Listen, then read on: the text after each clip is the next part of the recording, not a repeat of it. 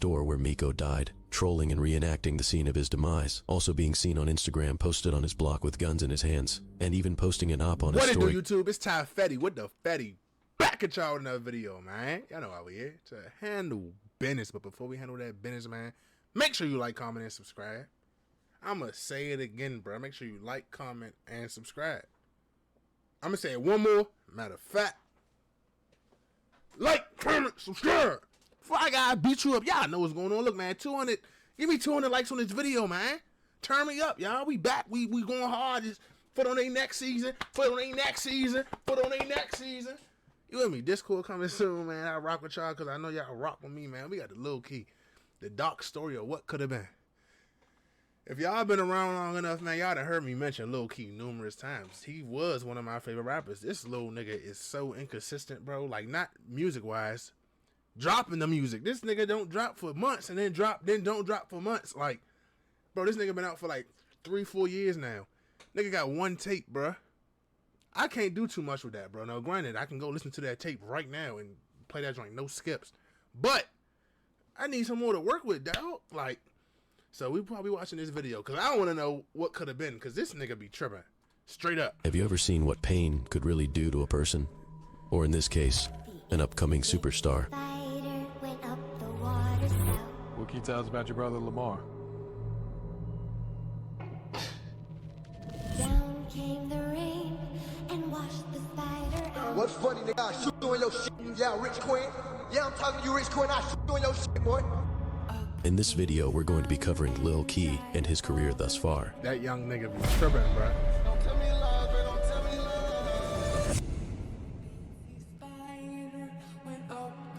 This little itsy bitsy spider shit is crazy too in my head.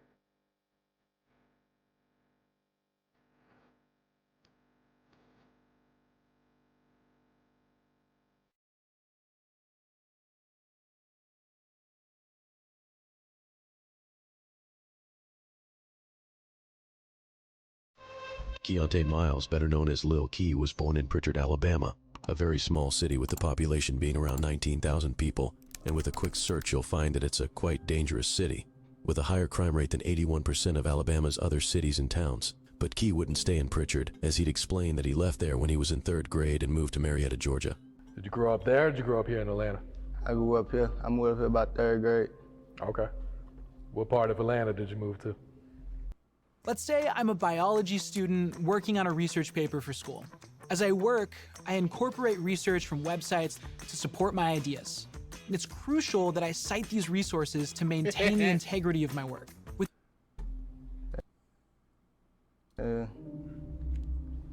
Marietta. Okay. I'll be everywhere. Marietta is a city located in Georgia's Cobb County and is a suburb 15 miles northwest of Atlanta, meaning it's located right on the outskirts and has a fairly small population compared to the major city. Marietta also has a reputation of being a safer place to live, with an almost 50% difference in the crime rate per year compared to Atlanta. Key grew up in a household with 7 brothers and sisters and got into the streets early, claiming he jumped off the porch at just 13 years old with the help of his older brothers. At what age would you say you jumped off the porch? I always knew what was going on. Shit, about 13, 14. But I already knew what was going on, though. Yeah. So when you jumped off the porch, did your older brothers, they kind of help guide you? Teach you what not to do? My big brother know that. He also obtained the nickname Lil Key at a young age, as he could be seen on his old Facebook account back in 2012 when he was around 10 years old, posing in a photo with the now stage name written on his picture. He seemingly had a real fondness towards Chicago drill music growing up as well, as he could be seen striking poses like Chief Keef, and even naming his old account after the infamous Chicago gang, O-Block, followed by the popularized Chief Keef ad-lib, Bang Bang. Key grew up along Favor Road in Marietta, this road being one of the very few most dangerous areas in Cobb County. Favor Road is also known for poverty. When being compared to parts like East Cobb, it's a completely different way of living. He attended Osborne High School, which is also located on Favor Road, where he would play point guard for the school's basketball team up until 2017 before dropping out from school completely as well in 2017. Playing his last game in February of that year, he eventually spoke about this on his song, I Hate Pain, where he states that he dropped out in 9th grade because he couldn't pass due to his teachers hating on him, also stating that he never went to class and was more frequently on police chases, showing that even as a kid growing up, He always had one foot in the streets. Growing up in the dangerous area whilst in poverty would make the streets become Key's way of life. A sad story that we see every day in young men coming out of the trenches in any city. Key would eventually become a part of the payroll clique, also known as K4T or Kill for Tana, at a young age that consists of different sets, but most notably they consisted of friends and brothers that grew up together. Or at least at first they did. But we'll get deeper into that topic later in the video, as it's a very important part of his story. For now we have to look at what actually started this story, or more specifically, what started Lil Key's music career and how he blew up seemingly overnight, causing a string of events that led to the outcome we see today. Let's get it. While he got into the streets at a young age, it wouldn't be till later in his life that Key started making music. He would say that music came natural to him, and his big brother Meech helped him write some of his early songs. It was slick and natural, but my other big brother would help me, Meech. Yeah. He would help me write that shit. He wouldn't be wrong about music coming natural to him though, because Key's music career was a real quick success as he would release his first song in November 2019 titled Swing My Way, That bitch crank too, y'all. No cap. That joint. which currently sits at 194,000 views. He would also release another song in 2019 titled Make It Out, where he speaks about wanting to make it out of his current situation and get rich to take care of his family. He would state in this song, Lil Bam died, my girl came, everything changed, referring to his cousin Bam in Alabama who passed away. This tragic loss being a very important part of Key's story, because months before he started making music on January 5th, 2019, Pritchard, Alabama police responded to 521 East Elm Street in reports of a man being shot. Upon arrival, officers observed a black male victim on the ground with gunshot wounds. This man would later be identified as Antrell Nichols, also known as Bam, Lil Key's cousin. Bam would be treated by EMS personnel when he would soon be pronounced deceased on the scene. News reporting on this incident showed a chaotic scene, with family members yelling and crying loudly, with crowds forming around the caution tape, and fights even breaking out right next to the crime scene. The screaming and fighting eventually ceased, but no information was released about the victim or a possible motive in today's homicide. Key would later explain that this tragic loss was the one that made him start doing music in the first place to try and keep his cousin's name alive. I had found out my cousin died in Alabama. I just wanted to try to keep his name out there. Cause he got a little brother too. I be talking to his little brother. Trying to make him keep his head up, you know. He would go on to keep Bam's name alive in his next song titled Hear Me Out, released in January 2020. This the song that got him lit, bro. No, this the first song I heard by him. I ain't gonna lie. But when he dropped this, I started doing my research. Boy, that nigga got some shit. But this Hear Me Out joint, I think this is what got him signed the baby, bro. That Hear Me Out joint, bro. That shit was it, bro. Like, I was still in school hooping when I first heard this joint, which was like 2020. No cap. I heard it the same year it came out. I don't know how. I just happened to hear it, right? Man, I played that joint for my teammates one day, bro. This shit was like the team anthem. Every party we went to, every kickback we had, if you played this, the whole team was singing this joint, bro, word for word. No bullshit. Using his name in the chorus of this song, expressing the hurt he's feeling, with this song turning out to be the start of what would look like an unstoppable run for Key. After only 2 months of making music, Hear Me Out was the song that caught Lil Baby's attention along with millions of listeners. Between the raw, authentic lyrics speaking about his parents not being sober, or him speaking on all the pain he's feeling from what he's been through in life so far, along with the emotion you can feel on the song, made Key an artist that thousands upon thousands of people can relate to, giving him a fan base right from the start, while also stamping the initial connection of Baby and Key. Hey, Lil Key, he actually from Atlanta too. Young dude, like 17 years old. He goes crazy. I'm listening to him too on a daily. Key would later talk about this song and what came from it, saying that he had no idea it would be a success, and explains how the song was initially took down due to copyright, along with him not having any knowledge of the music industry. It was like a couple months after I started rapping. Yeah. I ain't know it was gonna happen, but that shit happened fast. Do you know what song caught his attention? Probably Hear Me Out. Only had like one song, got 2 songs. For real? They deleted that shit off YouTube though. The nigga that made the beat, I guess, I ain't by the beat. I ain't know how that worked. Key would then follow up on this song with another the next month titled Sacrifice, which also caught Baby's attention, leading him to hop on Twitter and tweet how good the song is. After discovering this raw talent, Lil Baby would start to be seen listening to Key on multiple occasions while continuously expressing how good his music is, mainly on his Instagram, with millions of followers seemingly giving Key's music to his audience to hear before eventually taking the next step and bringing him along on the team. On April 17th, 2020, Key's life would change drastically when Lil Baby would be seen inside of his home with a 4PF chain and stacks of money laid out in front of him on the table. This would be the day Baby signed Key to his 4PF label.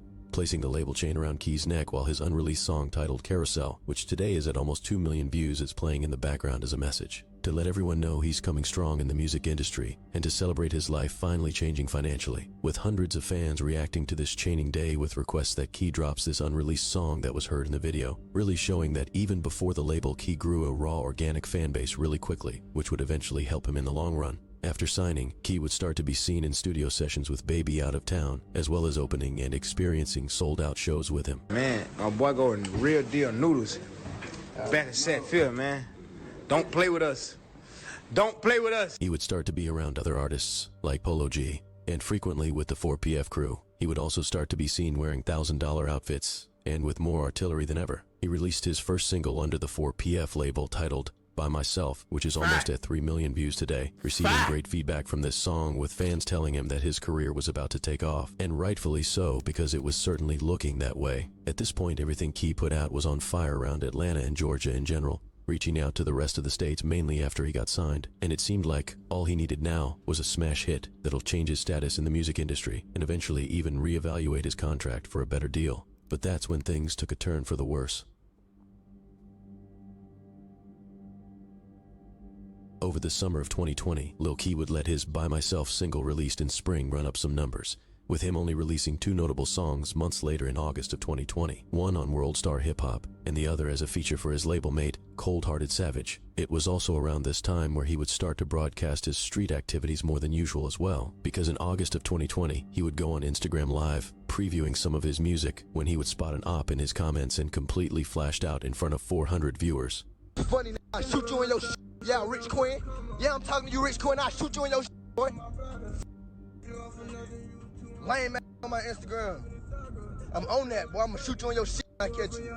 Then suddenly, a month later on September 13th, 2020 at 2 a.m., officers were dispatched to reports of shots fired off Belmead Court in Marietta. When officers arrived on the scene, they located a 23-year-old man lying in his bed with several gunshot wounds and pronounced the man deceased on the scene. This 23-year-old man being Lamar Miles, also known as Mar, Lil Key's older brother.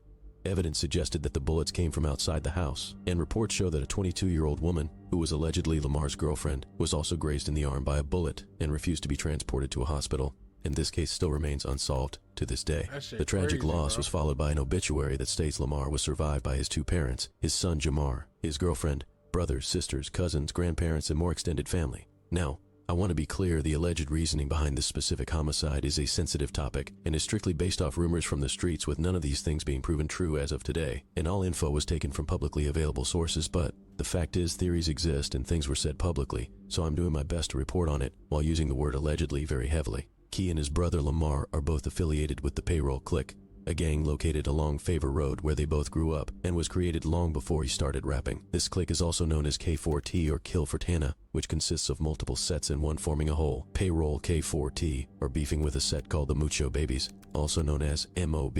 This set being a group of Sex Money Murder Bloods formed in the South Cobb area, mainly the Whispering Glen neighborhood on Hopkins Road, which is 13 minutes away from Payroll, along with sections in Smyrna and Austell, Georgia as well. The Mucho Babies also have a younger generation hybrid of their clique who goes by Hop Out Gang, or HOG.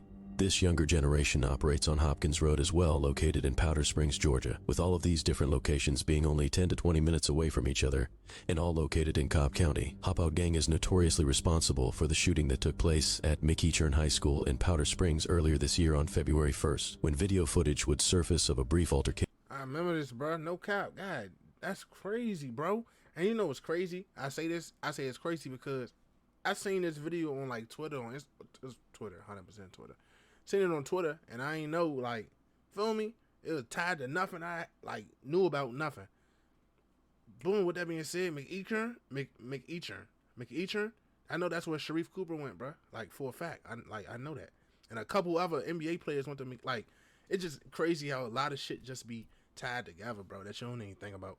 Between multiple people in a school parking lot, when shots would fly from both directions as the students scatter from the area. They're trying to jump my... You're holding each other's straps.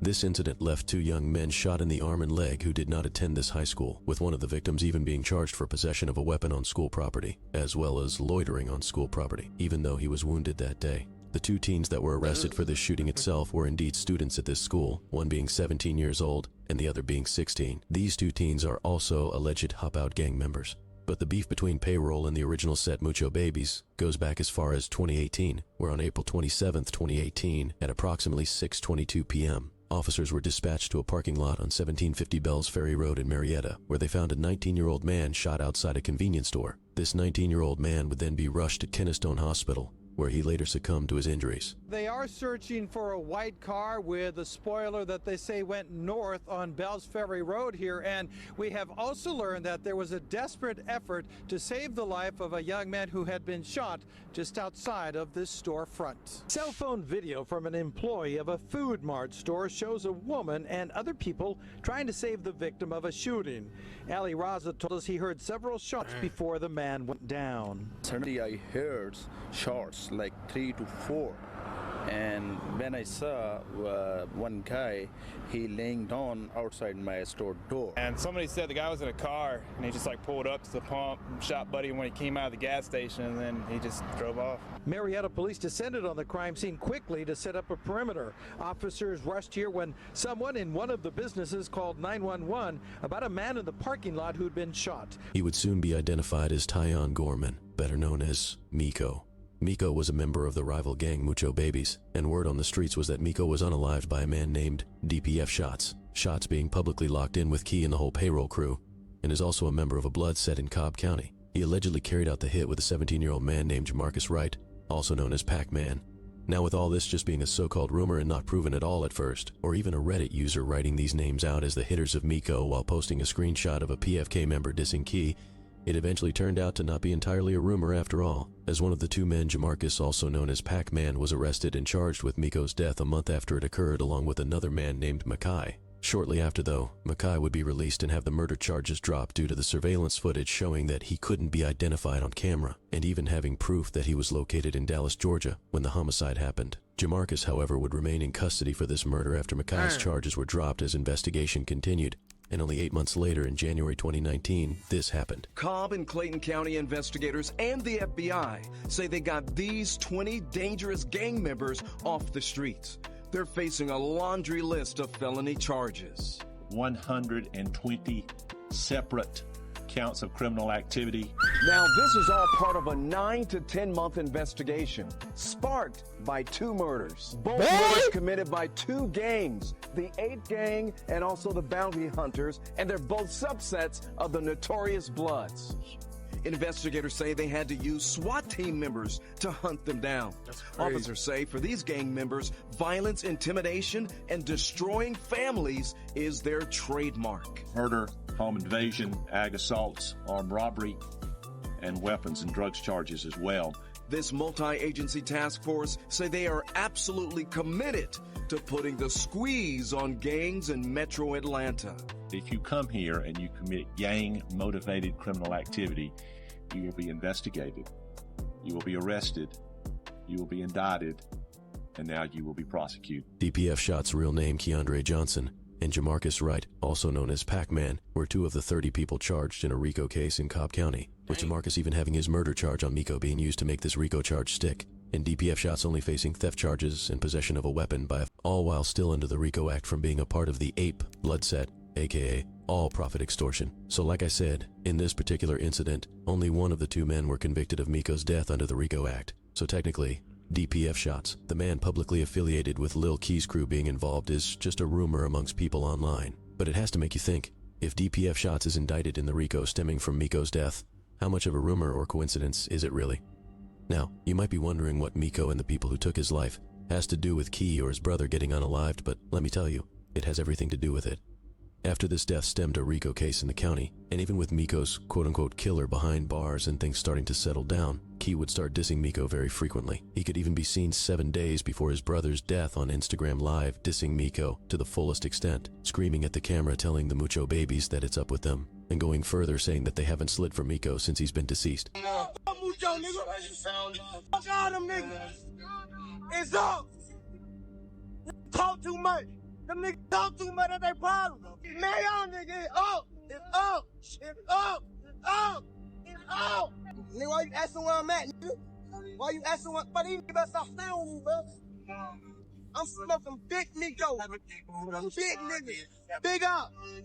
I'm smoking big up. With this live taking place only 7 days before his brother's demise, it's one of the reasons many people believe that Key having a music career and gaining fame while still dissing the ops played a big part of why his brother was unalived. He can also be heard again dissing Miko before Lamar passed, this time on a song with his little brother Man Man that's still unreleased to this day, where he raps that he might post up at the store where Miko died and wait for the ops, and that if God gave Miko a second chance at life again, he would still wish him dead, even going further saying he would do everything that happened over again and put the bullets back in Miko's head. So tracing back the steps to September 13th, 2020, when police were dispatched to the home and found Key's brother, 23-year-old Lamar, deceased in his bed, this homicide allegedly all stemmed from the death of Miko back in 2018.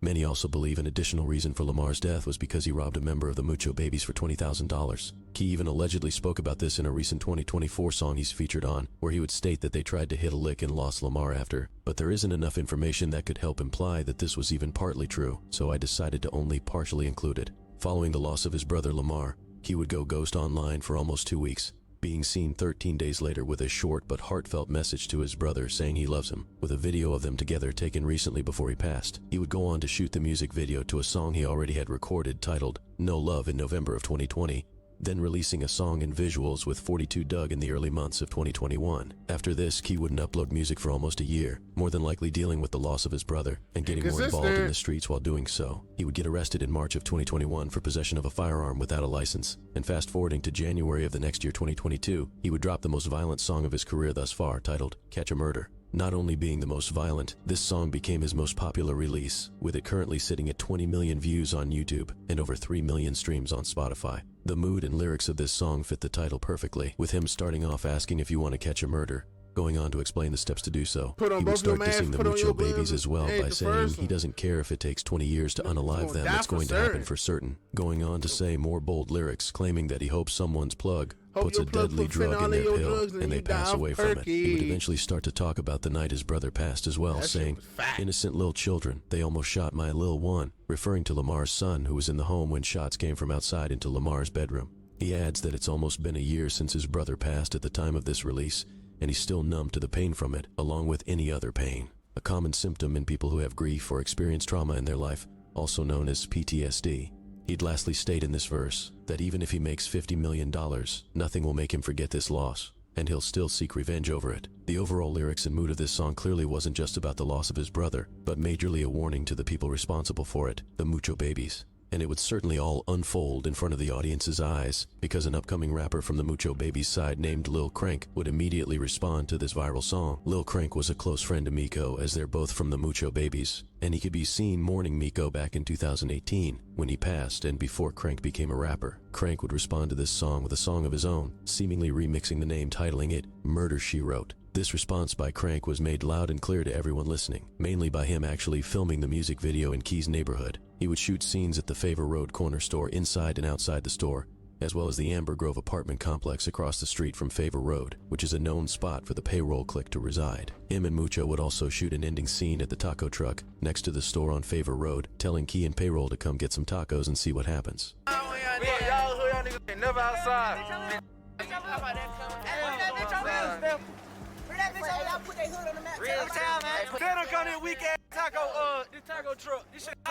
Aside from the scenery being a very bold choice, the lyrics were definitely bold too, with him starting off the song saying that it won't take them 20 years to get rid of Key, and that they would do him like the first one, dissing Lamar while speaking on Key's song when he rapped that he doesn't mind waiting 20 years to get Mucho back. He went on to ask Key in this song to tell him who he killed, implying that he has no bodies under his belt, while also going on to say that after Miko died he didn't post anything, and all he did was slide. Key wouldn't respond to this song publicly, or ever say Crank's name publicly still to this day, likely not wanting to get this song any more attention with his name than it already gained, even with Crank continuously dissing him and his deceased brother in multiple songs, using the term Freddy Krueger to describe how Lamar was unalived in his sleep. I'm a Ruger Freddy Krueger here, get you in your dream. Following his trending song release though, Key would start to plan his first album release with the help of Lil Baby, as Baby could be seen previewing the track list for Key's album on his Instagram, showing features like Lil Durk, 42 Doug, Big 30, and even Baby himself. This track list title would be previewed and released as Letter to My Brother, dedicated to his brother Lamar,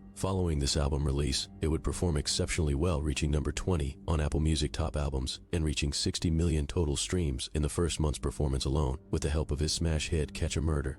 He would follow up on this successful release with 2 music videos, one being to his song dedicated to his brother having the same name as the album, the other being a music video with Lil Baby to their song titled What You Saying that currently sits at 10 million views. After these types of numbers, you would think Key was on pace to becoming one of the biggest freshmen in the rap game, with his streams being in comparison with artists that have already been in the game for a while and surpassing the majority of other freshmen out at this time. But that's when things would once again take a turn for the worse.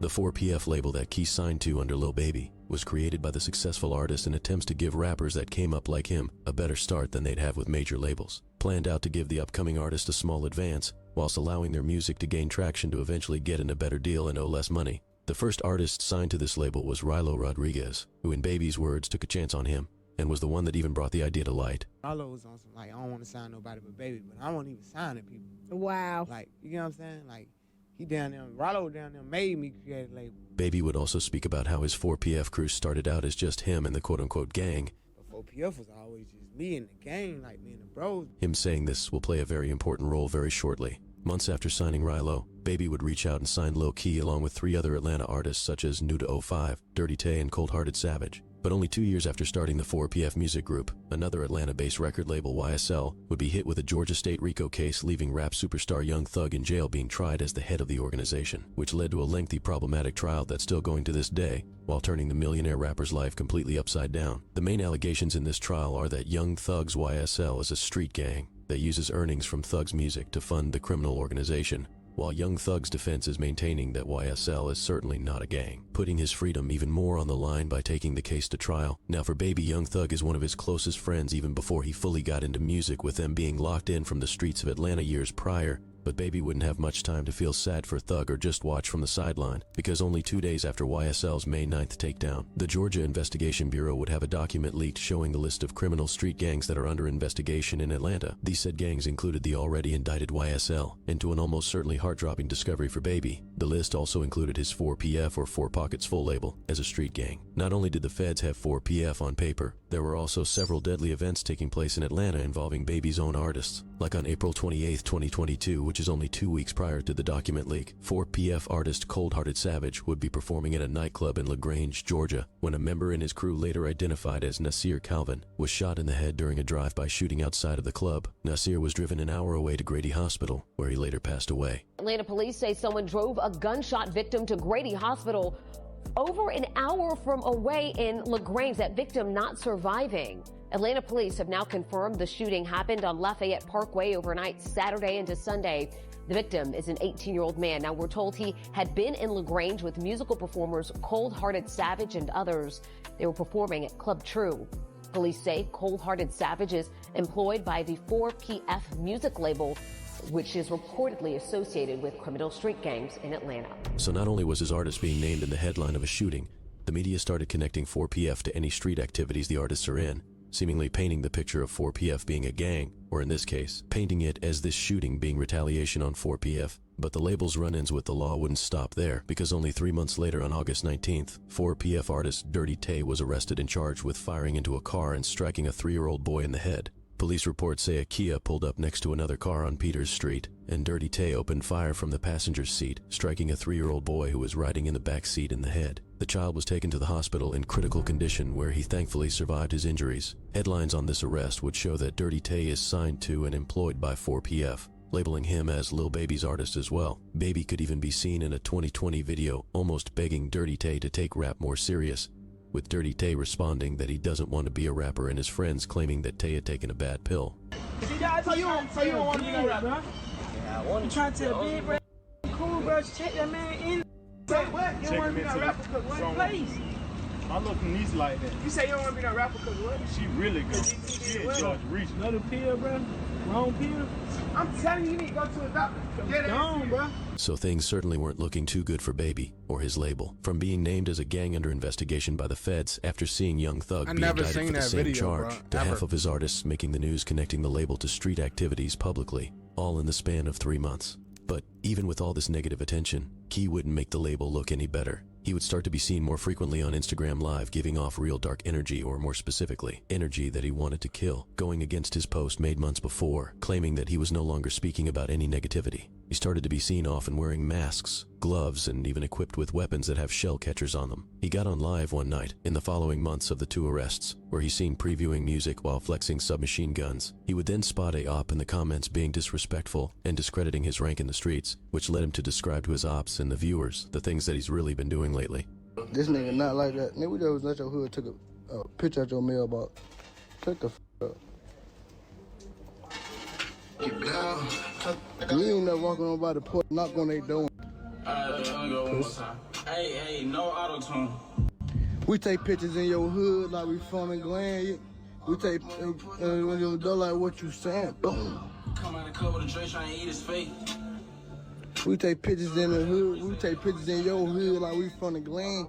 Soon after this live, Key would take to his story a picture of a firearm with a twin drum magazine that holds 100 rounds, stating that he loves his gun, followed up by a picture of a $50 bill covered in a red substance, which many believe to be blood. These 2 posts also left many to believe that Key was implying he just got out of a shootout, even making it to the Atlanta Reddit page, with one Redditor reacting to it saying that Key should be following Lil Baby's footsteps to get rich and leave the streets behind. Another Redditor would reply to this comment saying that they understand why Key is the way he is, despite having so much opportunity in front of him, that losing a brother, especially in the way he did, leaves people with pain and trauma, which often leads to seeking revenge and not worrying about any important parts of life. And sadly, it would be this pain that stripped Key of arguably the greatest opportunity of his life thus far. Key released a music video to another song off his album titled Feelings Everywhere in the same summer of 2022, which would turn out to be the last song he would release for the 4PF label, or any label at all, as Lil Baby in early January 2023 would end his 4PF label and replace it in a partnership with Motown Records, rebranding the name to CBFW, or Can't Be F***ed With.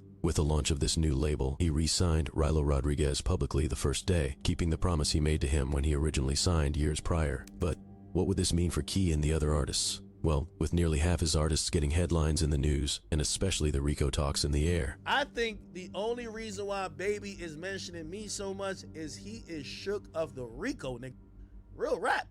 The Rico is coming. That nigga heard 4PF, and now he rapping at a nigga who he knows is not in the streets, because he got some street shit that he could be talking about. Lil Baby decided not to bring along the majority of his former artists. This included the now incarcerated Dirty Tay, Cold Hearted Savage, and also Lil Key. But one notable thing about Lil Key in his career so far is that he definitely has a huge organic fan base, but at the same time, him having no label behind him also means no promotion of his music, no funding, no future touring, less industry connections, and much more. For the music side of things, Key definitely didn't give up music after his release. He went on to drop a mixtape in March of 2023, which included features like ESTG, Rilo, and Nuda 05. This tape was released on YouTube, and 5 of the 11 songs from the tape hit over 1 million views on just the audios alone, really showing the authentic fan base that he has, just like the day he was initially signed to the label, and how that initial authentic connection that fans had to his music would eventually help him in the long run, which it certainly has. Every feature Key's been on since leaving 4PF does 100,000 views on average. He started doing lots of features this past year as one of his ways to make money from his music independently, with majority of these features being for local artists, and all still doing exceptionally well numbers with him on the song. But the release from the label surely wouldn't lead him to strictly focus on music, because he's now seemingly more involved in the streets than ever. He was seen earlier this year at the store where Miko died, trolling and reenacting the scene of his demise, also being seen on Instagram posted on his block with guns in his hands, and even posting an op on his story claiming that he's smoking on him before the man is even deceased, seemingly letting everyone know that soon the man will be dead. This behavior would make his fans start to question why he's doing this and why he can't just focus on music, with the same answer eventually coming back again and again, that the loss of his brother changed everything for Key. This type of situation here. I mean, that's the thing though, with me at least, this is what I believe, right? Bro, he been on that, bro, straight up. Like, you could just tell how he rap, how he make music, bro. This nigga, this shit he throw it off, bro. Niggas, like, I seen that, I heard it. The first song, that Hear Me Out shit, I already knew what it was. Like I said, I think I said it in, I did that Vaughn all 1700 music video reaction. Bro, it's just certain shit a nigga say that you know, like, damn, this nigga, he know what the fuck he's talking about, bro. Like, it's too, the way niggas put shit together with slang that only certain niggas use and how they use it and bring it all together to make it make sense, bro. This nigga knows what he's talking about. That's how I feel about Lil Key, bro. You could tell this nigga been through something, bro. You could tell this nigga, feel me? This nigga head not right. Straight up. He make great music, bro, but Bro, him crashing out wouldn't surprise me, bro. I see that. I can look at him and tell straight up from interviews to his music, bro. You can just look at that nigga ass, bro. He ready to strike some straight up. It's different for fans that sat and watched the whole thing happen because. And like I always say, bro, I understand, you know, people get opportunities, bro, and chances to better their lives and change the people's lives around them, but you gotta understand, bro, a lot of these niggas that rap, especially on a nigga level like Lil Key, who ain't a Lil Baby, who ain't a Lil Durk, who ain't a Rilo, who ain't an ESTG, bro, them niggas is real live. They street niggas that happen to make good music, bro. Like, you know how we might, like, wake up and play the game and call a girl or go out to eat with your girl? Bro, these niggas wake up and do street shit and just happen to make music on the side. Them niggas probably go to the studio once a month, bruh. No cap. Make 20 songs in a day. And they cool for the month. And they back outside spinning. They back outside putting the press on their ops, all that. Yeah. And once niggas understand that, bro, I feel like this way of thinking to change, bro. Like, these niggas are street niggas, bro. These niggas are hood niggas, trench niggas that came from nothing, who just happened to be able to go into a studio and make a good song, bro. That's it. They not rappers. Feel me? Like, I don't think they look at themselves as rappers, bro. They just know how to rap. Because with many knowing how great Key's music is, it can be hard to understand why he is basically still 10 toes in the streets. He would even rap on a recent feature release titled Slime Status that he was 18 when he went on a drill, and even though he signed a deal, he still loves the street life. On this same verse, he'd continue dissing Miko again, saying that he heard the story of how he died and sent a hit making his lil bro slide. But the public display of street and gang activity wouldn't stop there, because just 8 months ago in January, a Mucho Babies member named J5 passed away in a car accident. Following his passing, Key went live again on Instagram, where he can be seen listening to Youngboy while getting highly disrespectful towards J5 and the Mucho Babies. Pussy out here though with that stick, he come do shit. Fuck J5. Smoking J5, you know it. Done told him I'm blowing. Done we on. Hold on one time. Smoke on J5, yeah, you know it. Yeah. J5, bitch. Dead ass nigga.